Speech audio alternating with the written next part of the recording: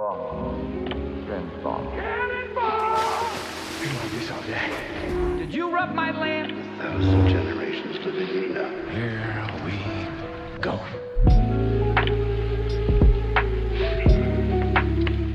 Hey, how's it going, everyone? Welcome to this edition of FilmSpeak Live. This is going to be attempt, I guess, number 3 in the grand scheme of things. This is attempt number 2, but it is, I guess, properly, it's attempt number 3. So, anyways, if you have never tuned into a FilmSpeak live stream before, I am Griffin, one of the hosts here, and I'm joined by an amazing co-host, Mr. Tyler Tompkins, who's he's got something a little weird going on with his video right now. So let's just take a look. Tyler, what's happening?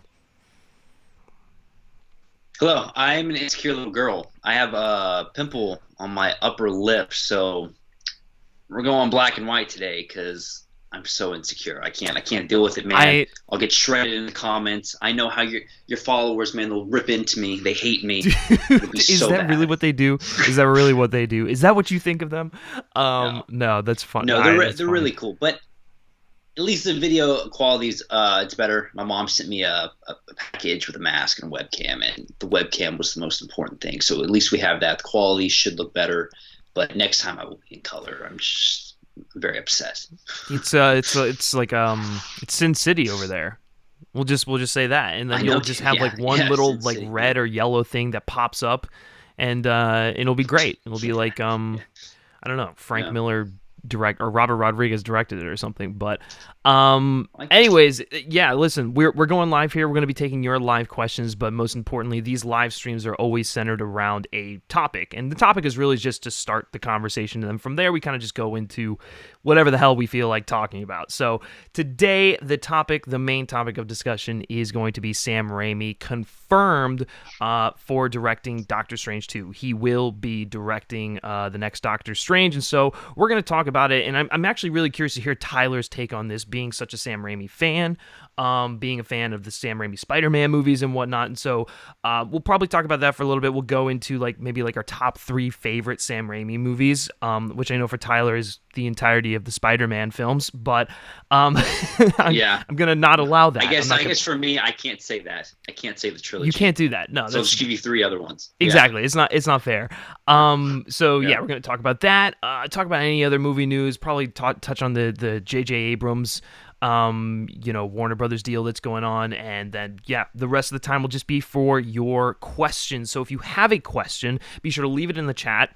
We'll get to it. If you really want to, you can send us a super chat. It is not required, but we always greatly appreciate that. So just completely up to you guys. But let's get into this thing, starting with Sam Raimi. So it's weird because it's not really news, but it also kind of is news, because there was a Variety report that came out a little while ago that was Sam Raimi is in negotiations, or he's in talks to be directing Doctor Strange 2.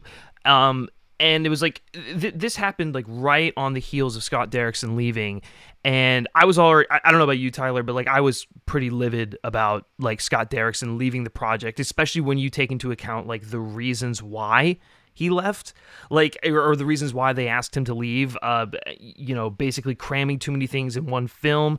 They wanted to take it a little bit easier on the horror, and so it's all that just nonsense sort of left a bad taste in my mouth. And then they go and pull literally the only name that could get me excited about this project again, and that is Sam Raimi.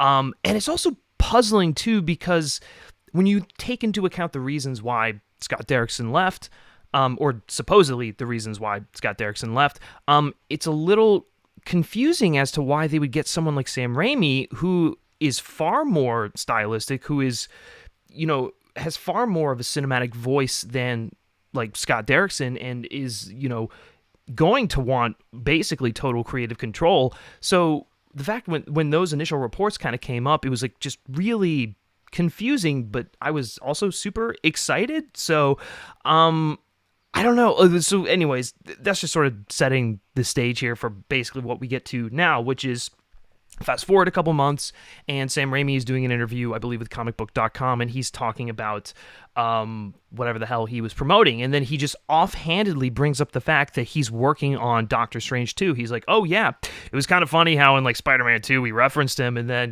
now it's coming full circle, and I'm going to be directing the movie, or something of that nature. I don't really have the quote in front of me, but... And then he starts talking about how, like, Spider-Man was always his favorite hero, and then he named someone else, I don't remember who it was, but then he, like, really loved Doctor Strange, and he has such an attachment to the creativity in the lore and just the and how different and distinct it was. So it's just kind of funny that, first of all, he gets to do that now, and I'm super excited about that, but the way in which this information came out, just in an offhand comment, is just, it's really weird. And so, Tyler, I'm going to throw it over to you. Why do you think that Marvel did not announce this prior? Because it that kind of goes against everything they've, done in the past. They always have a big announcement for these directors. So I'm curious to get your take on this. What do you think happened here? Yeah, so I mean, before I answer your question, going back to Scott Derrickson kind of parting ways with Marvel, of course that was really sad because I personally loved what Derrickson did with the first movie, and I think a lot of people did, and people were excited to see that Doctor Strange 2 was supposed to be more of a horror movie and really embrace the horror aspect, and Scott Derrickson is the perfect guy for that. So when he parted ways, it was like, what? And then you start playing the game of like, okay, well, who could replace him? But nobody could like come up with anything solid, at least out of our friend circle. I was like, I guess he'd be cool. I guess you could pull in this like little indie director who's doing small stuff. Mm-hmm. That's probably what they're going to do. But like you said, Sam Raimi, I mean, he'll know for sure, but I believe that now they have a really good relationship. And I told you yesterday, that would be really cool if they waited this long to kind of like, I mean, obviously they're not going to announce this yet, but that would be cool if Sam became kind of like the next, like the Russo brothers, and kind of took over like maybe this new phase of Marvel. I don't know if that's going to happen, but I would like to see him direct multiple movies if Doctor Strange 2 ends up being really good. Yeah, I mean, I definitely agree. I think I'd want to see him do, well, at least another Doctor Strange film, but yeah, probably have more of a hand in like the cosmic side of things, if that makes sense. I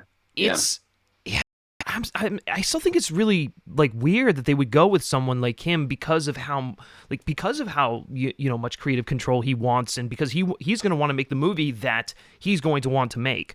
But I guess if Marvel's willing to play ball with that and really like negotiate and whatnot, I'm all for it. I mean, right now his name attached to Doctor Strange in the Multiverse of Madness is literally one of the only reasons why I'm excited for that film.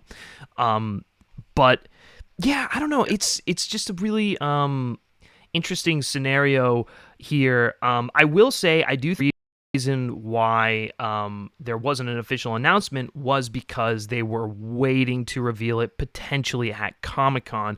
Because I know I have a friend who has a friend who works for Sam Raimi's production company, Ghost House, and I believe when this stuff all started or whatever, he was talking about, or he basically my friend said that like, oh, they weren't happy that got out, which of course, like that's kind of huge, and it's probably because the negotiations weren't finished yet, and so I'm sure when that thing when the news kind of came out that, oh, Sam Raimi's in talks for this, the negotiations started to like, they started to get through those a little bit more. And then now with like the whole pandemic thing, I feel like it pushed his hand a little more to like officially agree to do this thing, because now he's got more time. So now he's got time to write a script. He's got time to see his vision realized. And so now Doctor Strange 2 is probably not going to be what it was when they were technically going to start shooting like next month or something like that, which was another reason why I was really curious why he would hop on a project like this. But I don't think we have to worry about that anymore. Yeah. So no, I think Raimi too, like we were saying, he's not really the type of guy to I don't. Sorry guys, a little bit of a blip there. Sorry. I'm having the worst internet connection problems right now, and so if I cut back that's probably why. But hopefully you guys are getting this and it's just the entirety of the stream. But basically what we were kind of saying, concluding this sort of Sam Raimi thing, is like we're excited to see him back. It's going to be awesome to see him just like add some of his flavor to the MCU. And I just really hope Doctor Strange 2 is like his singular vision, is something that's like distinctly him.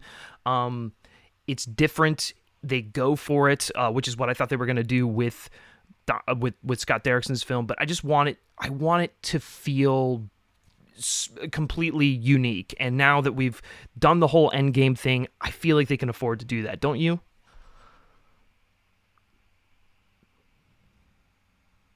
No, yeah, 100%. That's why, yeah, I agree. And like, I would say that Raimi's out of like every MCU movie, Raimi's the biggest name they've gotten, I think, like for any of their movies.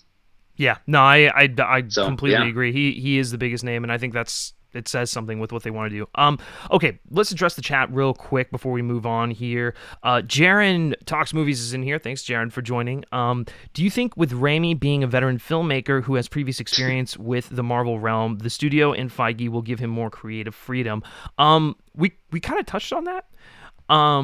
I feel like they, and I think you brought it up, they kind of struck an agreement where, like, he was probably willing to compromise on certain things. Like, obviously Feige was talking to him and they had a vision, and I don't think Sam would have signed on if he wasn't okay with carrying out that vision. You know what I'm saying? So yeah, I think they're going to give him as much creative control as a Marvel film can give their director creative control. I hope that's a lot in this case, but I don't know. What do you think? No, yeah. Like I was saying, I think they're going to give him a lot. I think that's why they waited so long to once with like, we'll try to have as much, we'll try to collaborate with people, but I think they really probably liked his take on the movie. Yeah, no, for sure. Blaze Sawyer is in here. He says, especially after Spider-Man 3, I don't see Raimi signing on for something where the studio is going to push him around. Again, I agree with that. I feel like he has to be on the same page as Kevin Feige and the rest of Marvel in order for this to really make sense. I mean, the last collaboration he did with Disney or a Disney property was The Oz Great and Powerful, which is not a great movie. And part of me wonders how much of that was on Raimi. So it's like for him to go back to the same company, different division, but same company, and then also like work in the studio system like this again after he's been doing a whole bunch of like indie horror movies, producing a whole bunch of indie horror movies. I feel like he has to feel confident in the direction that they're going to go here, especially because like this is the first movie he's directed since like when did Oz come out? Like that was 2013, right? 2013, yeah. It's been a long time. Yeah, no, for sure. So yeah, no, for sure. Damon says, hey guys, love your chats. Griffin, I also love you on Sean Chandler's podcast. Well, thank you so much, Damon. I really appreciate you coming over here and hanging with us.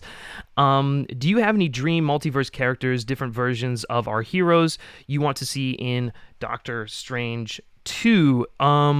What do you... Well, I'll actually throw that to you first, Tyler. Do you have any characters that you'd like to see show up in that? No, yeah. I mean, I think the big one, I mean, it's unrealistic, but Toby from Spider-Man. I mean, that's like kind of the joke, like, oh, will Toby pop up or whatever? No, I don't think it's going to happen. It's very much wishful thinking, but that would be the character I would want to see, or just really anyone from Raimi's Spider-Man trilogy. That would be so cool, even if it's just a quick cameo, or hopefully, I don't know. And I want Bruce Campbell to play someone in the movie too. I really hope he plays a big part in the film. That's my awesome. That's my big one, is just seeing like Bruce Campbell just in some capacity. I want to see him in like a major role in this film. Like I know Baron Mordo is already cast. Me too. Oh, dude, me too. Yeah, but I would love to see him as like a huge part of the movie. Yeah, exactly. Like if he's like the number 2 to Baron Mordo, that would be amazing. So I already think that Baron Mordo is going to end up being one of the best MCU villains because of what they did to set him up in the first Doctor Strange. And to me, I think he was probably one of the best parts of that movie, if not the best part. So I'm all for it. Jaron says, with talks of Daredevil and the Punisher coming into the MCU, I could see him attached to one of those projects as well. I think Phase 4 is where they will start experimenting more. Yeah, they might use him for more Phase 4 projects, but I actually don't see him doing something like Daredevil or The Punisher, because he's already done that like street level New York based hero with Spider-Man, and I don't think he would want to go back into like while very different characters, I don't think he'd want to go back into the into that realm, you know? So I don't know. Do you have any thoughts on like, other properties you'd like to see Sam Raimi tackle? No, yeah, I mean, like I told you, I wouldn't necessarily want to see him jump from like one superhero to a completely different superhero movie. I would see him do Doctor Strange 2, maybe a Doctor Strange 3, and then like if they do like an Avengers type movie, I think he could handle it. I would rather see him do something like that instead of jumping from like Doctor Strange to like like he was saying Daredevil or something. I'm sure it'd be a great movie, but he could. I'd just rather have someone else do that. Yeah. Split it up. Yeah, no, for sure. Okay, so question in here. Well, first of all, Zach's in here. Hey, Zach, how's it going, man? Great to see you.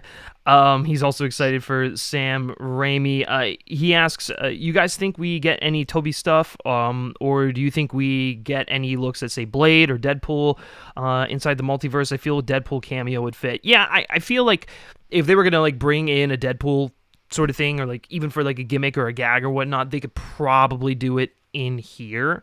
And then also, yes, I could see Blade possibly popping up in here too. My biggest concern is that this film, because of what it is, the Multiverse of Madness, because it's dealing with the multiverse, I feel like it has the potential to be a bit overstuffed, right? They could be littering in a little too many Easter eggs and too many like superficial references.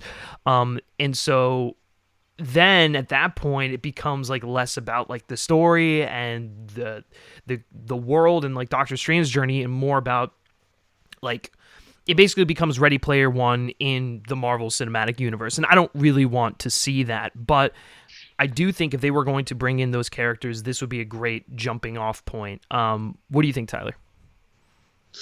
Yeah, again, I mean, it scares me, but with Sam attached to direct, I don't see them getting too cute with it, just because Sam knows probably not to get too cute with it. If anything, he's going to do something that pleases people, like in a good way, I believe. I don't think he's going to go like, because like if he had like, a lesser known director, kind of an indie director, and this was like his first studio film, I could see him kind of being pushed around like, hey, we gotta show this person and that superhero, superhero. I don't really want that. I want it to be mainly focused on Doctor Strange with maybe like a few fun cameos, like really quickly or something, that'll get the audience cheering, but nothing too overboard. Well, actually, and I want to throw it back to you for this. Do you think that's why Scott Derrickson left? Because it's like while he's not like an indie small time director, the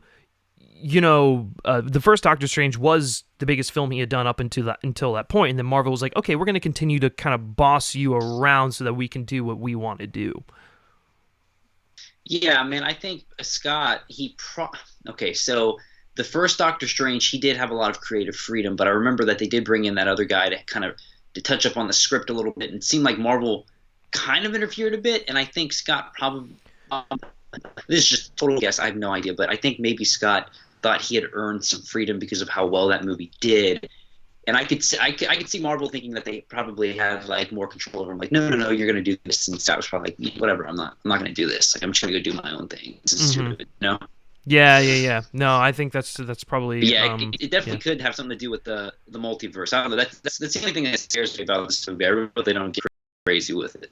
Well, yeah, and I think I saw some things. Way. Well, I think I saw some things like floating around where it was like, this was basically going to be like an Avengers, like not quite an Avengers film, but like an Avengers-sized movie. And I don't know if Scott was like, ready to tackle something like that, which is why I think I believe he had like some tweets out there talking about like he wanted more time to work on the script, and they were really rushing him to get this thing out. I think that was like another reason why he left the project. So, again, while this whole pandemic thing is terrible for many reasons, which we could, go into and fill up a whole other podcast, I think what it will do for this movie is allow Sam Raimi to, like, he has a foundation of what Marvel wants, but then he'll be able to build off of that. And given his, like, love of the genre, love of the characters, and like experience in the medium with big like superhero blockbusters like this, I think he will be a lot better suited to make this film happen the way that like both of them sort of see fit. But like, man, like all I want is for me to just watch this movie and see a Sam Raimi movie, you know, like that's just the biggest thing for me. That's all. I want to see like his signature shots, dude, some creepy stuff. Like I want to know that this is a Sam Raimi directed movie when I'm watching it. Yeah, for sure. Zach also puts another one in there that I thought was pretty interesting. He says Mr. Sinister, Bruce Campbell is Mr. Sinister, which that'd be fun. That'd be wacky. Dude, give him the biggest role ever. I don't care. Like, I just want him to have like a huge. That'd be awesome. Yeah, give him that. Let me be Mr. Doctor Sinister. I don't know who that is. Yeah, for sure. President Donald Trump asks, are you excited for the Eternals or Black Widow? I'm excited for both, although I think I'm a little more excited for Black Widow than I am the Eternals, just because of that's my kind of movie, like spy action films. That's my jam. And I think the trailers have really sold me on it, and plus like the footage I saw at D23 or Comic-Con and D23, I'm like, I feel like this is going to be a really great like Bourne-esque spy thriller film, so I'm all for it. How about you, Tyler? Yeah, Black Widow looks really cool, but I'm more excited for Eternals just because it's just kind of weird in the cast. It's mainly the cast that gets me pumped for that movie, so hope it ends up being cool. Get to see kind of a jacked Kumail Nanjiani, and I believe Angelina Jolie's in it too, so sounds pretty cool to me. Yeah, no, for sure. I mean, both, like, the thing about the Eternals is, like, we have the potential to get, like, another Guardians of the Galaxy. So it's like, that to me is, like, really exciting. I mean, I know it's going to be, like far more regal and probably play into more of the fantasy elements than, like, the sci-fi action stuff, but, you know, it could have the same sort of, like, effect where it's, like, no one knows what this thing is, and then, like, the movie comes out, makes a big splash, and now everyone knows who the Eternals are, and these characters like become some of the favorites in the MCU. So it's exciting for sure. So Zach asks, is this your most excited for Phase 4? Doctor Strange 2? Tyler, is it your most 100%, excited? 100%. Yeah. Yeah. Like, no doubt. Like, Derrickson was cool, but Raimi's just he's a whole other level, dude. Like, yeah, and no, for sure. It's I don't know what my favorite of Phase 4 is. Probably this.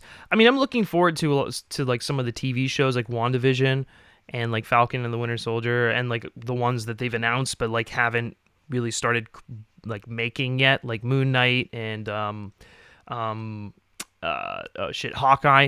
Like those, I'm really excited for those too. Shangri-La or whatever. Shang-Chi? Whatever that is. It sounds like Shang-Chi. Yeah, it sounds like it's gonna be pretty cool.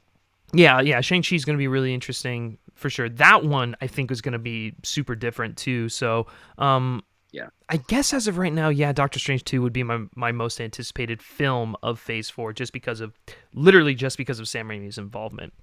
So, Zach then also says, I'm worried Scarlet Witch won't get the stuff they're setting it up. Yeah, I guess that's true.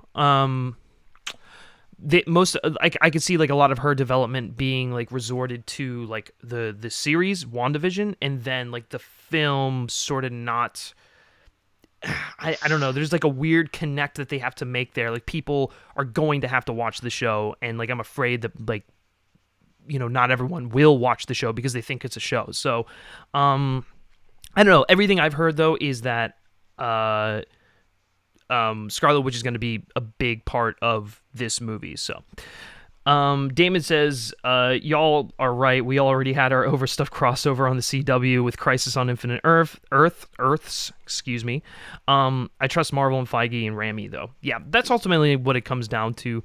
Is like this thing could be overstuffed, but I think Raimi's involvement leads me to believe that they're gonna put like story, character, and all the important stuff first.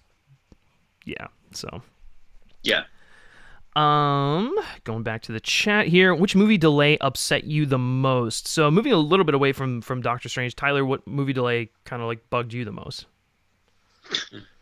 I mean, Top Gun. I mean, it was my most anticipated movie of the year because but I knew it was coming. I was already prepared for it, and the fact that it's coming out at Christmas is kind of cool to me. So I think it'll be a fun Christmas movie. So in a weird way, I'm kind of excited about that. So yeah, I would say Top Gun was the one that made me sad, the most sad. Yeah, I mean, for me, obviously, No Time to Die, especially because now I would have like seen it 1,000,001 times by now. So like, oh, that's weird. Yeah, freaking bummer, dude. I'm so upset about that. But yours was it was like the first big movie to do that too. Yeah, so you had it was like a month out almost. So you really couldn't. Oh yeah, for that. No, I went through like all the stages. I went through like denial, grief, whatever. I don't even know the stages, but like all the stages of grief I went through, and now I've accepted the fact. So, yeah.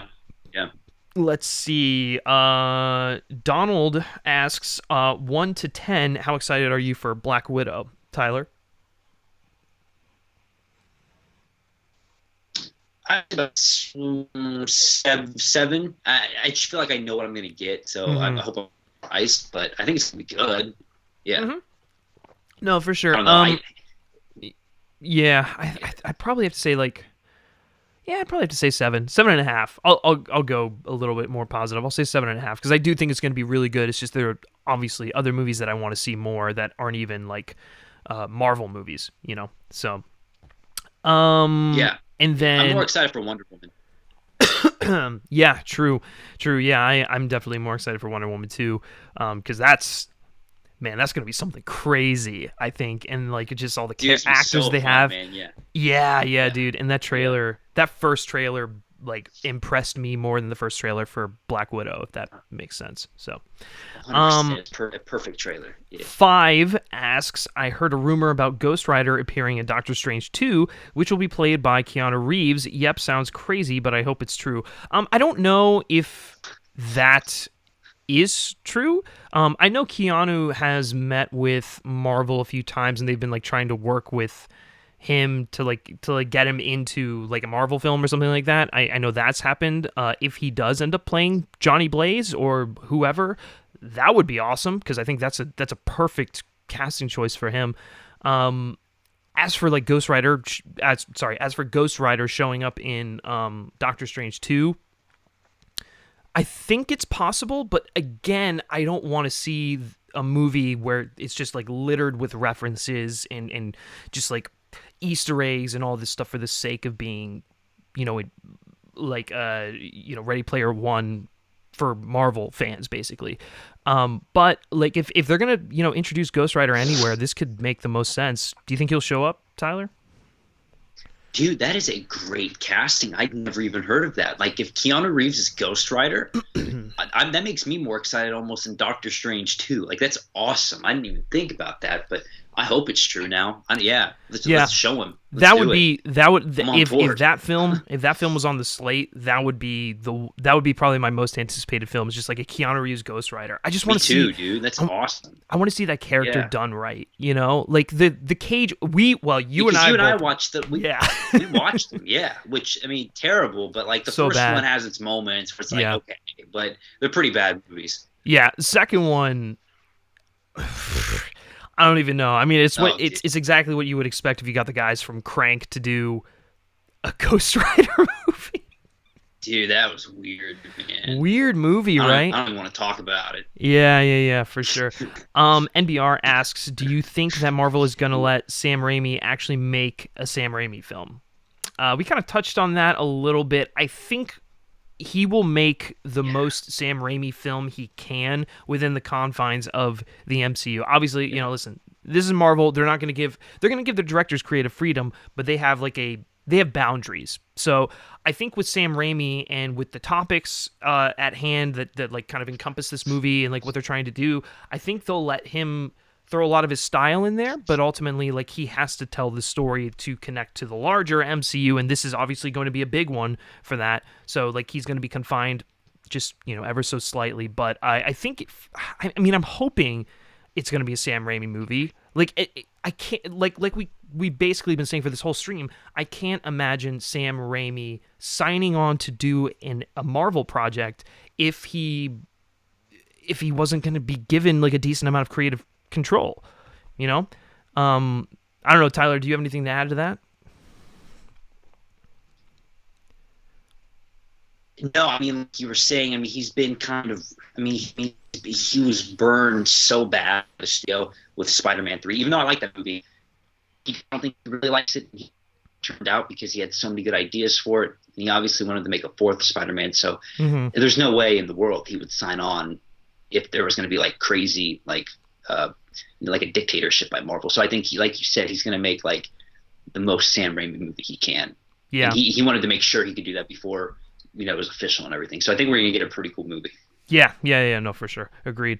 NBR says, what are our thoughts on Comic-Con being canceled? Was inevitable, but still sucks. Yeah, I mean, listen, I was planning on going this year. Last year was my first year. Absolutely loved it. Went to some incredible panels, did some incredible interviews, met some great people, and had fun at some parties. So, like, yeah, Comic-Con's a lot of fun. You also can't pack that many people into one small confined space when we have a global pandemic going on. So, like, to me, it was just really a matter of time before they canceled that whole thing.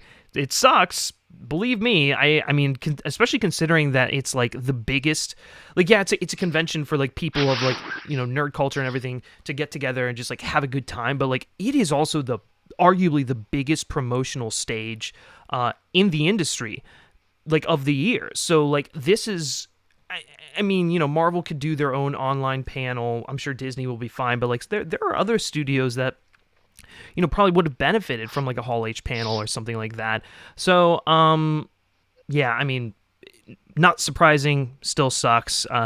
Tyler, do you have any kind of thoughts on Comic-Con being canceled? No, I mean, I knew it was coming. I'm not surprised if anything get canceled. Really, because it's just, I don't know why people had hope that it was still going to go on, especially with it being in July. Like, let's just, maybe, like, if it was in October, like, maybe we could get it to work. But no way, dude. July, like, we knew it was coming. Yeah, for sure. And Zach even says the food man at that one party was incredible. Yeah, we went to, I believe, like, I don't know if it was Variety or someone, or, like, I think it was Variety. Variety had, like, a party at Comic-Con, as they, you always do, and there was just some incredible food there. So yeah, it's like it's stuff like that sucks. Like, it's fun to go meet people, just have a good time and whatnot. So, Bry Lixon says Top Gun Maverick being delayed is disheartening. Yeah, it sucks. Yeah, I mean, especially because it's like we're like 2 months away from it now, basically. Right? Or maybe like 3. Yeah. It was out in June. Yeah. Like 25th or 26th or something like that. Yeah. Yeah. No, for sure. It definitely it's disheartening. John Early is in here. Thank you for joining us. He says, can we talk about the fact that Sam Raimi's last great film was Drag Me to Hell's? I mean, do any of you guys like Oz the Great and Powerful? You're probably more of a defender of that film than me. I did not like Oz. It was just not good. So yeah, I agree with you. Drag Me to Hell was his last good movie. No, I will agree. Drag Me to Hell was his last great movie. Oz, I don't think it's terrible. I think it's actually it's cool. It's weird. Like, Disney, like with their live action movie in the like early 2010s, late, like they were kind of weird, And this one was definitely weird. You could tell that it was a Sam Raimi movie on parts, but then you could tell like, okay, this is weird. Like, Sam would not do this. So, kind of a weird mixture of both. I liked his vision for the movie. I could definitely watch it, but yeah, it's not like great or anything. It's weird. Yeah, for sure. And it's like it's weird on like many different fronts, because like the concept of it, like, I don't hate, and I think the production design is incredible. Like, it is a gorgeous looking movie. In fact, I believe the production designer who was on that film is actually going to be on Doctor Strange 2. So if that gives you, more cause to be excited, sweet. This is going to be awesome. It's going to look really good. Definitely going to get an upgrade in the visual department there. But yeah, man, it's just a weird movie. Really weird movie that just it's like, who are they making this for? Like. Yeah, and I think part of I don't know what the deal was with that one. Like, 'cause I watched it last year, and I didn't like it as much the first time I saw it, but I was like, I liked some of the things I liked because it was kind of creepy, but then it would be like a kids movie. It was like, what's going on? Like, this was, Yeah, you could definitely tell there was some weird, like, hey, Sam, throw this in there. Yeah, Okay, whatever. yeah, He just kind of, it's his, it was, I don't know, it's strange. very, very strange. Zach asks, The Office versus Friends. This is a very topical question right here. It's so topical, in fact, that I'm going to throw it up onto the screen right now. The Office versus Friends. What do you got? For me. Mm-hmm. Well, okay, so you're actually probably better at this question than me, believe it or not, because obviously I have to go to The Office. I've not seen Friends. I've seen a few episodes, but the problem with The Office, the first like half of the show is great. It's phenomenal. But then when Carell leaves, it's like, okay, this is not as good as it used to be. Mm-hmm. The final episode was good, but yeah, I think it kind of loses some steam as it goes along. But I don't know how Friends ends. Does it like keep up its momentum? Do you remember at all or no? Yeah, for me, Friends is perfect the entire way through, which might be controversial to say. Actually, I don't even know how controversial it is to say. Like, okay, so like the Ross and Rachel thing, like going back and forth between them, it's like, are they, aren't they, are they, aren't they? Like that got a little tedious. And there's some things that happen towards the latter half of the season where like Rachel starts to date Joey, and then that kind of just like fizzles out, and like they kind of do Joey really dirty, and so it's upsetting because that character is just so endearing, and I kind of liked them together. But like, you know, aside from a few nitpicks and just like weird relationship decisions, I think Friends is more consistent the entire way through than The Office, because like dude, The Office, once Michael leaves, it takes a major dip in quality. Like I just finished rewatching The Office. Yeah. And man, it is oof. Like it gets to the point where it's like I don't even know who these characters are anymore, because they have absolutely betrayed the very essence of like who they are. Like they're throwing in Michael jokes for the sake of throwing in Michael jokes. They try to make Andy work as the boss, and like I like Andy when he's a supporting character, but when he becomes like the main character, it's weird. And then like he's gone for like half a season, and like I really like James Spader's Robert California, but like he's not in it enough to warrant like watching those later seasons. The only good thing the second half of The Office has going for it is the finale. It's got a really killer finale, you know? It does, yeah. And like I love the Office characters a lot. It was still fun watching them for me in the second half of the show, but without Michael, I mean, dude, it's like having an Avengers Endgame without Captain America. You know, it's just like, or Iron Man. You're just like, what? Yeah. There's just a hole you cannot fill. It is. They made a mistake doing right. I don't know if they did that. Yeah. No, I completely agree, and I think that like they had a really big opportunity in the finale to make him a big part of it. And like they give him his little cameo in there, and it's great. It's really sweet to see Michael again, but then he's gone, and I'm like, Michael was this show up until you guys forced Steve Carell out. So like, how can you have a finale? Yeah. And not have Michael in the room with everyone saying goodbye and reminiscing about the old days? It's just like, it is so baffling how bad like some of the decisions were with that show, you know? Yeah, I don't think enough people talk about that because, yeah, it's huge. Yeah. Watch the finale, I felt the same way because Michael, you see him, but so what are they doing? They're going against just I don't know. It's weird. Like, why would you do that? I don't know. For sure. Getting away from The Office, though, and Friends, sorry if you guys are not fans of those shows. Great sitcoms, honestly, seriously, two of the best sitcoms ever made. So if you are a fan of, like, you know, just light, you know, bingeable humor, go check both of those shows out. Friends is definitely my favorite. I think you went with The Office, so makes 402-1971 says, will we ever get back to movie making? From what I read, the virus is going to stay around more or less. So, I mean, eventually, yes, we will get back to movie making and stuff like that. I think, you know, there are some studios in China that are beginning to open up. I saw reports about that. It's going to be a very slow process. I think by the time this whole thing is over, there's going to be so many projects in pre-production ready to go that this industry is going to be like, you know, firing on all cylinders. So probably, I hope the latter half of this year. But again, until we have a vaccine for this, thing, it's going to be really hard to like start production again. How do you feel about that? Yeah, I think. Some movies already still like Mission Impossible still shooting. I know right now, which is Are great. they? Are they Batman still? is. Yeah. I thought they shut filming, down. They couldn't film it.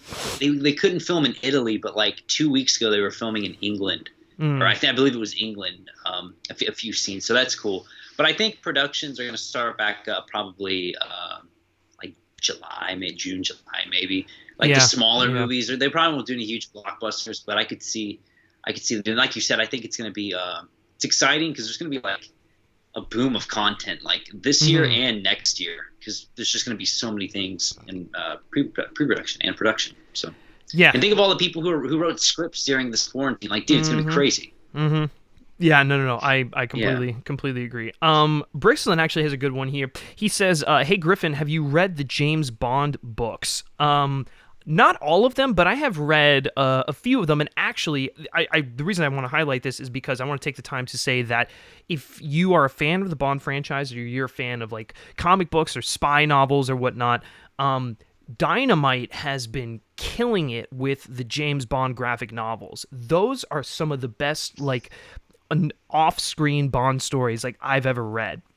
They're really good, action-packed. They really add layers to the character. The art style is excellent. It's fun. It like harken backs to like the Cold War without being just like a direct translation of like one of those Connery films or one of the Roger Moore films or whatnot. So it's like if you're looking for some James Bond in this window where we don't have a new film, go read the Dynamite graphic novels. I believe there was a sale going on. I don't know if it's going on anymore, but highly recommend those. So thank you for asking that, because not a lot of people ask about the novels, and I love the novels. They're great. Let's see.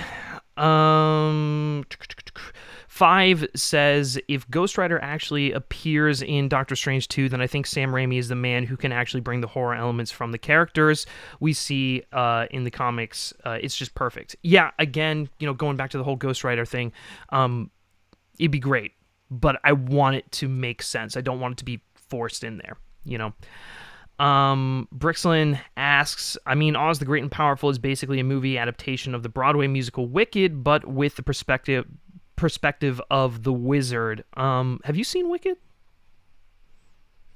I've not. Never watched it. Yeah, it is and it isn't. There's a lot of, to me, Wicked isn't Wicked unless it's the two sisters. So it's like, yeah, I guess, it's the same sort of like origin backstory sort of thing, but like it's still not Wicked. It's not Wicked unless you have like both, witches in there. So like as the main characters. So John Early says, my only complaint about Drag Me to Hell was the ending scene could have been more sad and dramatic if they very sad and dramatic music in the back. Sorry, with very sad and dramatic music in the background. Think Vesper Lynd dying in Casino Royale. Yeah, see, but that doesn't fit. Drag Me to Hell is a very tongue-in-cheek kind of movie. It's shocking. Yeah. It's shocking for sure. It just, that sort of change in tone would have been jarring, Yeah, that movie, like, every time I watch it, the ending leaves me feeling like exhilarated, almost like, whoa, that movie does not let up, It's like, that was awesome. Yeah. It's sad to be like, oh. Yeah. Bummer. I know, right? Yeah, it's like if we had an ending like Casino Royale, it would be kind of like, I don't know, it would just feel very weird. Zach says Ross sucks. Ross does suck, but David Schwimmer has some really just like witty one-liners in that show. So like, yes, character as a whole sucks, but like, I just love David Schwimmer. So, Jaron says Friends is one of my all-time favorite, is my favorite show of all time. I actually prefer the later seasons over the first half. There were a few plot lines that could have been tweaked, but seriously, so good. Yeah, I agree. Friends is just one of those shows that again, I think is perfect all the way through. I even like the later seasons, and I agree. If they would have just tweaked a few things here and there, it would have been like literally perfect. Okay, here's a good one. Zach asks, favorite Office and Friends characters. What do you got, Tyler, on that one? Well, Friends, I mean, I've only seen like 2 episodes, so I'll just go Jennifer Aniston, whoever she plays, because I like Jennifer Aniston. I don't know. Yeah. But The Office, I mean, man, I have to go Michael. I mean, he's the best. You can't I like Michael. Jim, of course. Yeah. Jim is fun, but Michael, like, you can't. He's the funniest, dude. I love Michael so much. Yeah, I have to go with him. Yeah. No, I wish I could give a cooler answer, but I mean, he makes the show. Yeah, I mean, like, obviously Michael's the best character in the entire show. I'll throw in he wasn't on the show for very long, but Will Ferrell's D'Angelo Vickers was hilarious. He is the only character that I thought gave that show a fighting chance before he left.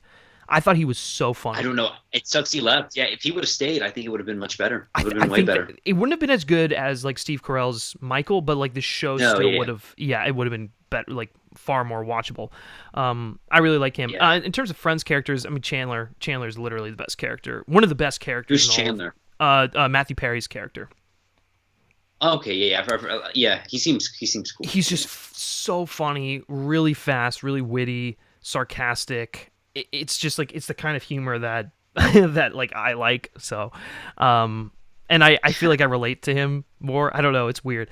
MBR asks, speaking of The Office, have you been watching John Krasinski's SGN YouTube show? It's amazing. I have actually watched the first couple of episodes. Really enjoy what he's doing over there. I think like John Krasinski is just one of those guys that you can't, it's like hard to believe that someone could be just like that good and that genuine and that nice. But he really is. You know, it's like there's a reason people still associate him with Jim. It's not only because he was on like one of the longest running sitcoms on like NBC, but it's because like he is in a lot of ways like that character, you know? I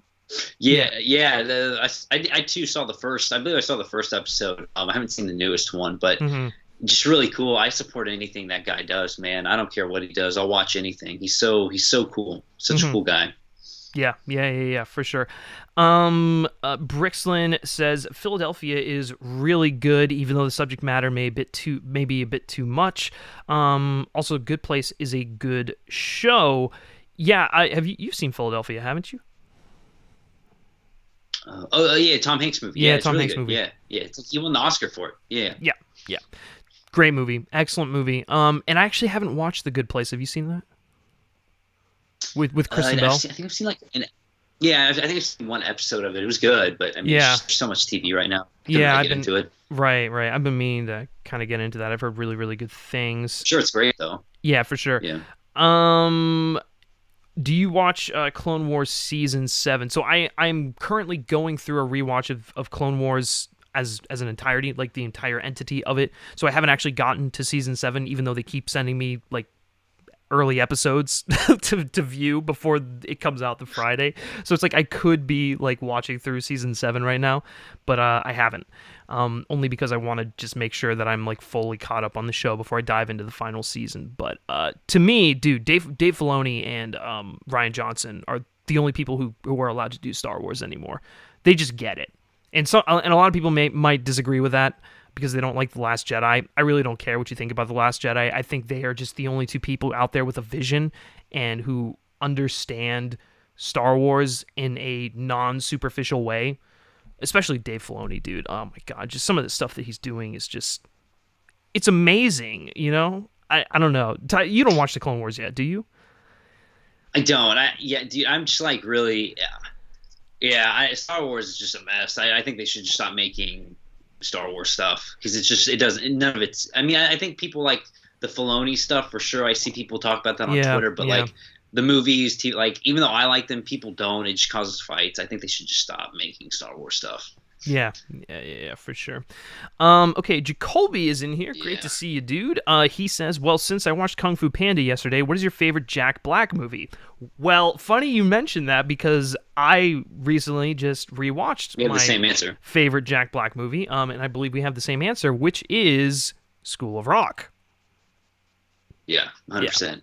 Yeah, it's incredible. It's Richard Linklater's best movie too. It is. It's not only Richard. I think. No, without a doubt, 100% agree with you. It's not only Richard Linklater's best film. Jack Black is so good in that movie. He should have been nominated for an Oscar. He should have been nominated for an Oscar. Yeah, I've heard that for years. Like, that is one of the best like comedic performances ever. I think he's so good, and that movie literally does not work with anyone but him. I cannot imagine anyone filling the role of Dewey Finn. Like, it just, no one can do it. No, that is his movie, dude. It is, and it's like it's one of those career-defining roles. It's like whenever we think of Jack Black, and his career, because apparently he's done making like movies now. I mean, I'm sure he'll do TV and stuff like that, but apparently Jumanji: The Next Level was like the last movie that he is ever going to do, I think, unless they do another Jumanji film. But like, we are going to look back, and School of Rock is going to be the film that he's remembered for. It's just that good. It's so much fun. It is so funny.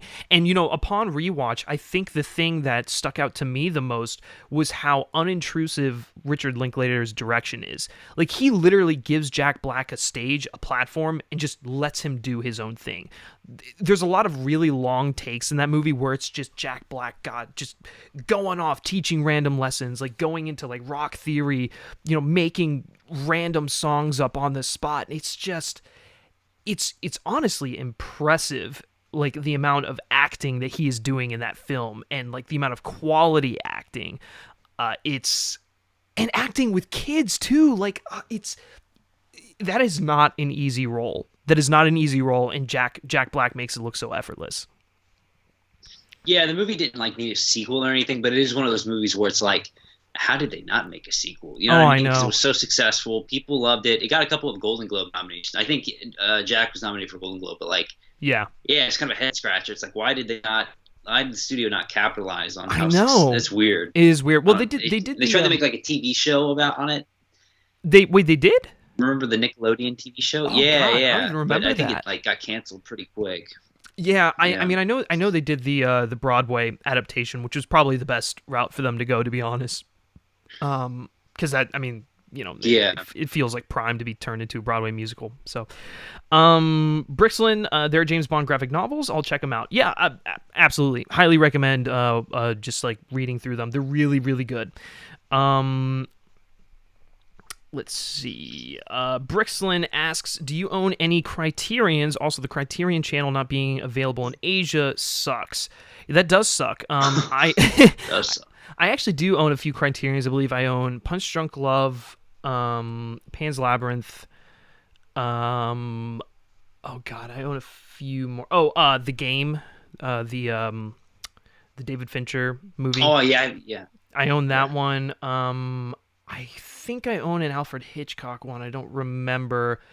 There's a few on my shelf in my in another room of my house that I just don't remember off the top of my head. But yes, I do.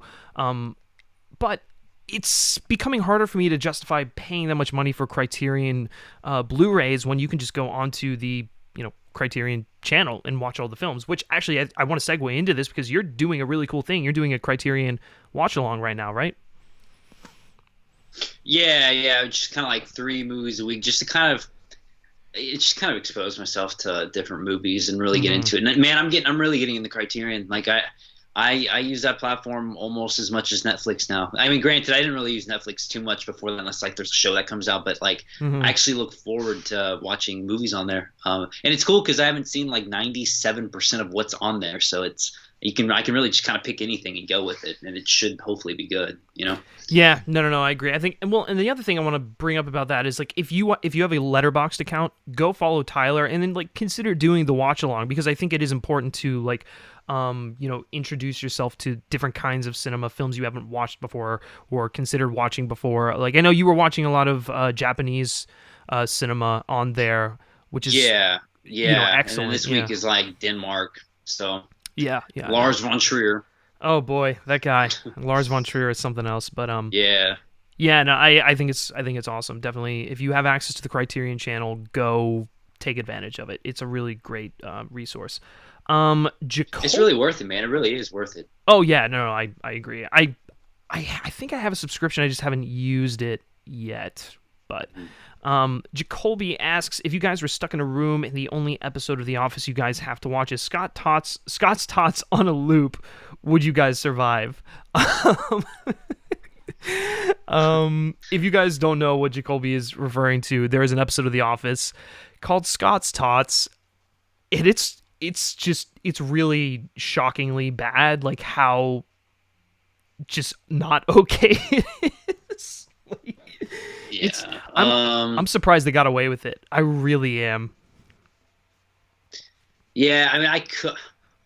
How did he give a time, or is it just like We're stuck in a room, and the only episode is Scott's Tots on loop.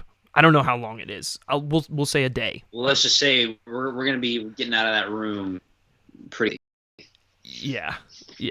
It's just so We're trying to cringeworthy. break out of there. It's one of those things where it's like I don't even want to say it's funny. Yeah. It's just, if you've never seen Scott's Tots, just go watch it and you'll know what we're talking about. It's a very just cringeworthy episode.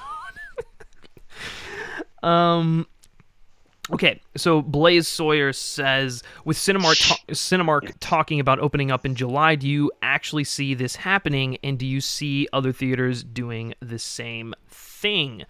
Tyler, I'll let you answer that one first. Can I take this one? Yeah. I think theaters are going to be open by June. I think they're going to open up in June. I think it's possible next month, maybe, probably not. But I think June open back up because, like, from the articles I'm reading, like AMC, Cinema, like they're in trouble and they have to open up. Like they have to do something. So I think you're going to see them start opening up in June. They're going to have like this cool older movies, like in-game. Playing those movies are kind of like these weird social distancing things, probably like 50% cap. But I think theaters are going to open very soon. Yeah, I don't. It depends. It really just like it's really hard to predict this because we have no idea where we're going to be at, in June or July. We don't know if this thing's going to get worse, if it's going to subside. I mean, I know there are plans in place, like the governor of California, Gavin Newsom, has put in like he has like a phasing in plan. And I'm sure like theaters are going to be part of that, but like they'll be, open with like social distancing practices. So like, 1 seat apart, 2 seats apart, something like that. I can see that possibly happening by July, if things continue to get better. The other question is like, are they going to reopen theaters in certain parts of the country but keep them closed in other parts of the country? So like, will California see theaters reopen, but like say New York, they're still closed? Like I could see that being a little dicey. And if that's the case, I don't think any new movies will come out. So I don't know. It'll be interesting to see kind of what happens, and to see if like any of those July movies like Tenet get moved. I don't want them to do it, but they need to move in it. It's not going to make money, dude. It's not going to make money. Oh, I think it could if like we're in a good situation, If we're in a good place, like I could see it making money. Yeah. If theaters are like fully open, yes, but like if we're doing like 50% cap and like their own theaters only open in this country, I just it hurts. You know what I mean? I want to do as well, and I don't want to burn the pandemic. I'm not gonna. I don't care. I want to see the movie, so I hope they keep it July 24th, for sure. What it was. For sure. What number is Ready Player One in your movie rankings? It's not on any ranking of like my favorites of all time or anything like that. It's a fun movie. I just don't think I don't have it ranked anywhere. To me, it's Spielberg's best movie of the decade. I love it. I think it's awesome.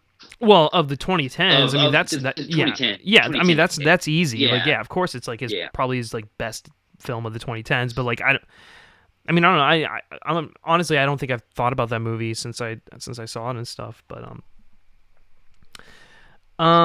let's see. I don't know why I wouldn't take it up. I loved it.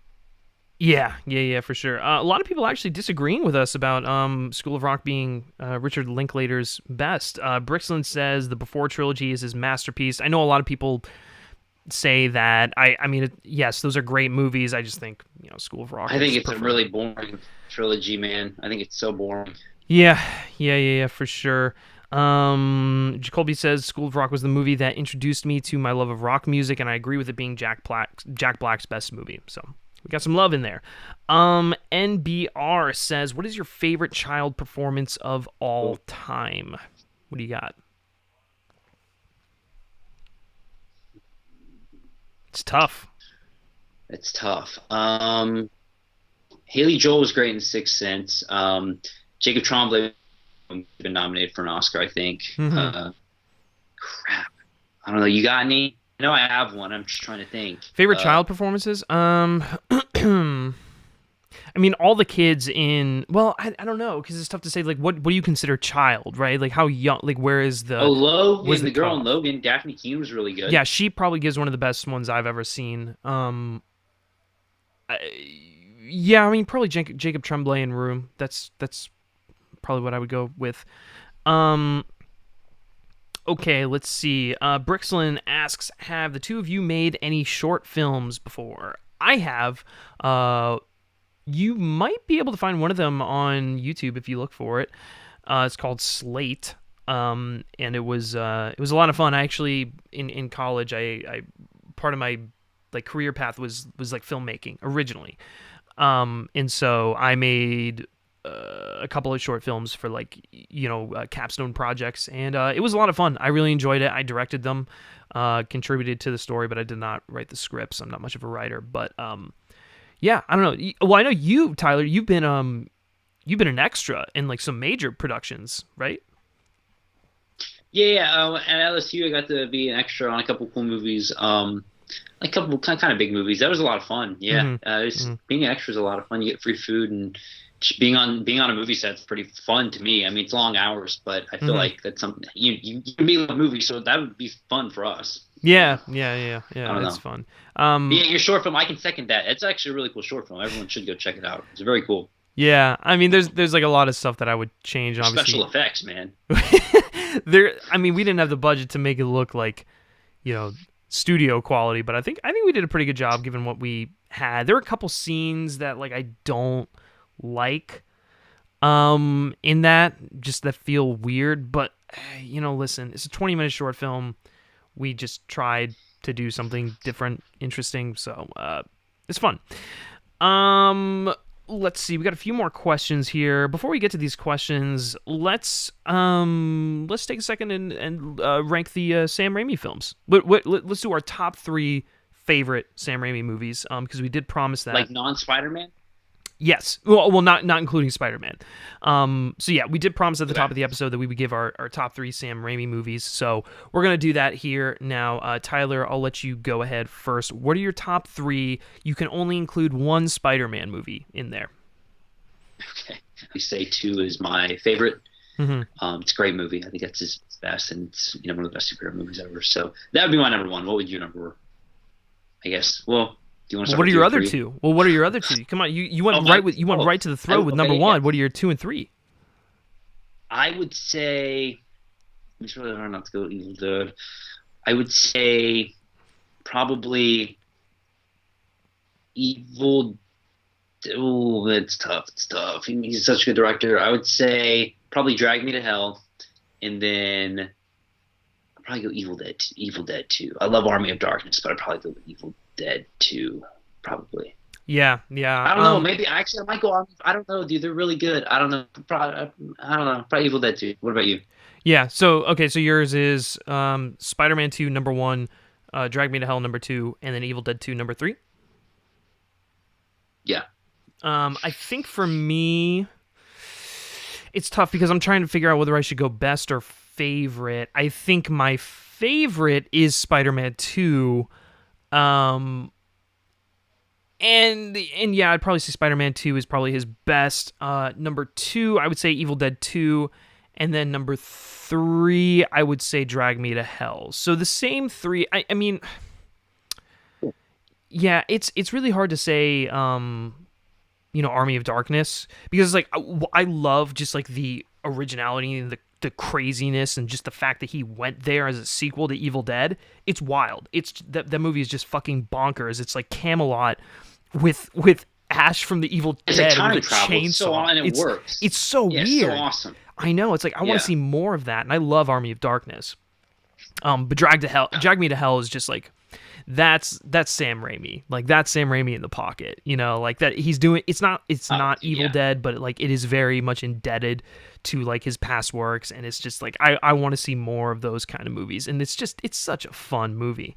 So yeah, have you seen A Simple Plan before or no? A Simple Plan? Yeah. No, I don't think I have. With Billy Bob, the movie he directed with Billy Bob Thornton and I believe Bill Paxton. Oh, you gotta right. see them. No, I have not seen that. Is it good? It's really good. Yeah. I want to put that as like 3, but I haven't seen it in a while. But it's really good. Yeah, for sure. So those are our top 3 Sam Raimi movies. Tyler is Spider-Man 2, Drag Me to Hell, Evil Dead 2. Mine is Spider-Man 2, Evil Dead 2, and then Drag Me to Hell. So there you go. We promised we'd give our top 3 Sam Raimi movies. So there they are. Let's see, going back to the chat here for a few more questions before we close this out. John Early says, how disappointed were you with Spider-Man 3? I was very disappointed, and it wasn't fun to watch, but do you ever stop and think maybe that was the point? I mean, it was called The Fall of Peter Parker. Tyler, I'll let you answer that because I think you're more of a fan of that movie than me. Yeah, I know people probably think it's ridiculous, but I think that like I legitimately think the trilogy is perfect. Like I grew up with it, so obviously I like it. But I think I rewatch 3 like 2 times a year. I watch all the movies. I think 3 is awesome. I think it's a great movie. The only thing that bothers me just a little bit is the Venom. I wish, it just feels kind of like thrown in there, but I don't hate it. It's not like it's bad. I think the Sandman's awesome. I love how that ties. I like how everything ties into the trilogy. It doesn't feel like, it just feels like everything's kind of connected. That's what I love so much about 3. And I thought that Raimi did a good job connecting everything, considering the amount of pressure he was under by, Sony. So, yeah. I just don't think Spider-Man 3 is a very good movie at all. I think there were great things in that film. And actually, if you haven't watched the Spider-Man 3 editor's cut, highly recommend it. It really, it weirdly enough, it reshapes the film in a way that, made me more of a fan of it upon rewatch. It shows Peter using the suit as like a vice and like the effect that has on it. Because like I like the black suit Spider-Man stuff in it. I just wish that they hadn't gone all the way into Venom. Plant the seeds for it in this film, put Venom in the next movie. But like Sandman is great. A lot of excellent stuff going in there. You can tell that that's where Sam Raimi wanted to take the story. So yeah, but man, and the stuff with Harry's great too. I think like the end scene where spoiler, he gets when he jumps in front and gets killed. Yeah, sacrifices himself. Dude gets me. I'm like, wow, that hurts. Yeah, wow, he did that. Yeah, there's definitely some great emotional moments. It's just like the movie as a whole, it doesn't really work for me. And like, I'm very vocal about this. I'm a big defender of the Amazing Spider-Man films and the Amazing Spider-Man 2.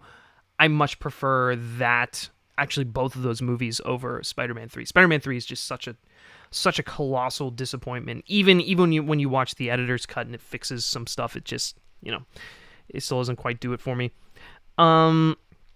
So going in here, Jacoby says, I would say maybe The Adventure of Tintin is my favorite Spielberg movie of the 2010s. So that's an interesting one. That's an interesting case because it's like, do you consider it a Spielberg movie or a Peter Jackson movie? Because because they both directed it, right? They co-directed, right? If you consider it a Spielberg movie, I think I would actually agree with you. That would be my favorite. I don't know. It's one of those weird ones where it's like I don't initially like think about it when I think of Spielberg. For whatever reason, I think more of Peter Jackson. I don't know why. Maybe that's like a personal thing, but yeah, no. For some reason, I do too. I don't know. I don't really. I think the movie's okay. I don't think it's that great. Oh really? Oh man, I rewatched it last year. It was all right. Oh dude, it's so much fun. I love Tintin. Okay, yeah. Brixlin asks, have you seen any of the Apple TV original series before? You're the resident Apple TV guy in the house, so I'll let you answer that one. Yeah, I'm behind on a few. They tried to show like last week with the Girl from the Floor Project. I haven't watched it yet. There's so many other shows on TV right now, but Apple's their streaming service is like top 3. I think their shows are fun. Like all the ones I've seen are great. Servant and my Shyamalan show was fantastic. See with Jason Momoa's super weird show, that was really good. For All Mankind was great, but they're like magnum opus is the morning show. I think that's just one of the best shows I've ever seen. It's phenomenal, dude. I cannot stop watching it. I love it, dude. You're a big fan of the morning show, which I listen. I like the show. I think it's fun. It really plays into the melodrama like a lot, and I think some of the dialogue is not great. But listen, if you're gonna watch the morning show, just watch it for Billy Crudup, dude. He is so good. Yeah, in dude, that show made me love him so He's much. so good. Everyone's really good, but Billy's like, oh my dude, gosh, Billy he's like steals bomb. the whole thing. The whole thing. Yeah. It's ridiculous. I feel like he'll play a bigger part in season 2 because people loved him so much. I agree. Yeah. And it's the thing I love about his character is like you don't know what to make of him, right? It's like he's kind of sleazy and you don't entirely trust him, but like at the same time he's not the guy taking advantage of like these women in the workplace, right? Like it's such a weird conflicting thing. But anyways, going back here, Brixlin asks, where can I find the editor's cut of Spider-Man 3? I believe you can find it on Amazon. If not, you can find it on iTunes. It's on pretty, Vudu as well. Yeah, Vudu. It's pretty widely available. Patrick Preston says my mom loves the morning show. Like, the morning show is definitely a mom show. Yeah. I will say that. That's just straight up accurate. It's a mom show. Tyler's letting his inner mom out. Hey, for anyone who cares, probably like only one person. Next week, Defending Jacob premieres with Chris Evans and what's his name? Guy who directed Spike Jonze, his Beastie Boys documentary, which I cannot wait to see. Those two things I'm really excited for. I'm really looking forward to Spike Jonze's Beastie Boys documentary. Disappointed I missed that at South by Southwest. But Defending Jacob, I've heard mixed things on, but I'm definitely going to check it out because I want to see what Chris Evans. I want to see Chris Evans' career grow after Endgame and all that stuff. So I'm looking forward to it. Hopefully I'll enjoy it. I don't know. It's got pretty middling reviews though.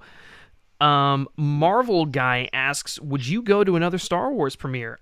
If I was invited, or if I had a friend that invited me, sure, absolutely. They're always the one I have been to was a lot of fun. Very emotional experience from like an event standpoint. Wish the movie was better. That was really, hopefully that if I get to go again, it'll be for a much better movie. Oh, it was a weird day for you. You saw Star Wars twice and saw Cats like 3 hours later. What a weird day. It was just like the bad movies just continued to come, man. It was, I saw Rise of Skywalker back to back. I saw Cats. I think I was defeated by the end of that day. It was just not good. Bad. Not good. You invited me to Cats. We were like, I mean, not to brag, we were like the first people to see that. I know. See that movie. I know, man. Potential side of the premiere in New York, like. Yeah. That was really bad. That was Yeah. that entire experience just Not feels good. like a fever dream. It just like I don't even know.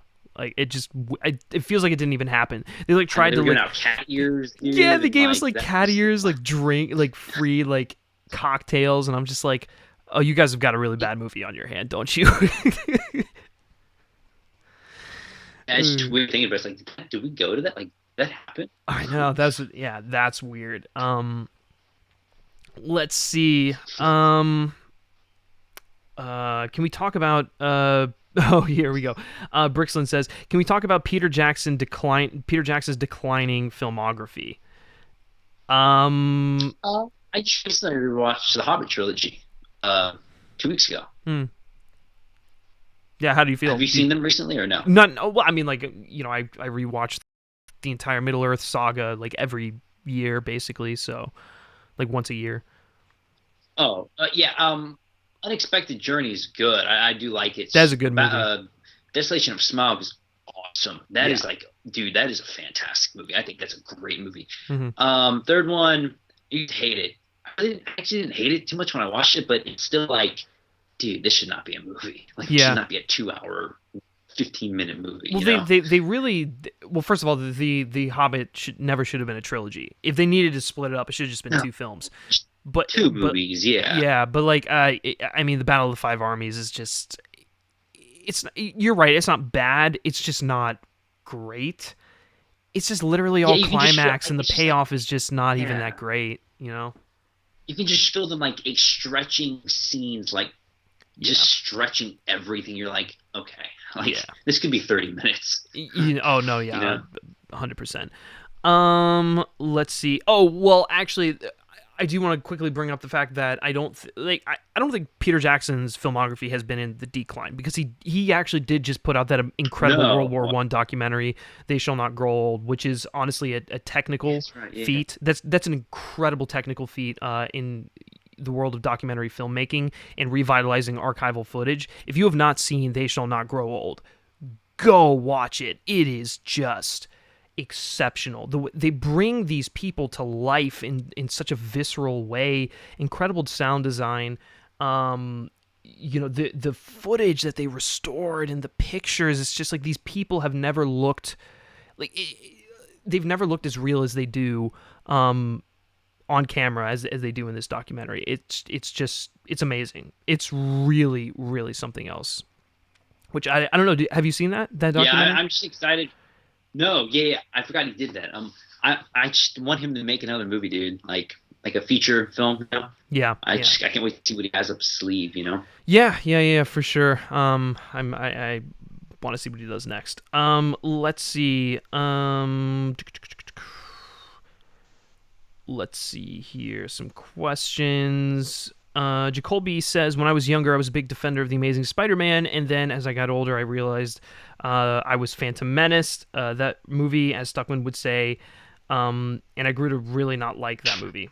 You know, fair enough. I actually really don't think those movies are bad. I regularly rewatch them. I think they're a good time. And Andrew Garfield is my favorite incarnation of Spider-Man, like including Tom Holland.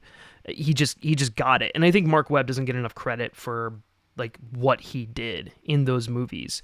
Like his hand was kind of forced in The Amazing Spider-Man 2 to cram in a lot of stuff, but he still managed to make a pretty emotionally resonant story.